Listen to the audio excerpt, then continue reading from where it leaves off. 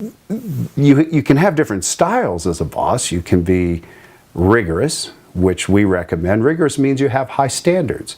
You would expect a staff to be able to come across the threshold of the practice without bringing in their personal drama, whether they're under the weather a bit, whether they have a subluxation, whether they have a headache, a neck pain, or they just had a fight, or they just had a challenge with an animal, maybe one of their pets is sick or whatever. But they're able to walk across the threshold of your practice. Think of the word threshold. And they take on that professional role as helping assist this patient care and all the things that occur that we now all this becomes about the patient. That's a rigorous standard.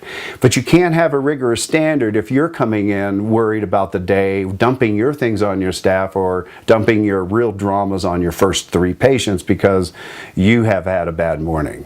You see, the standard means you set it for high for yourself, and then you have that rigorous standard that our personal issues, well, a part of us, don't define us when we're in our offices. Ruthless means I'm just a jerk. Ruthless would mean just do whatever I say to do. I'm not, here's the material, train yourself, and if you're not doing it, then you're out of here. Ruthless would be not really giving a staff expectation, but firing because they didn't know that expectation. Ruthless is just not being nice.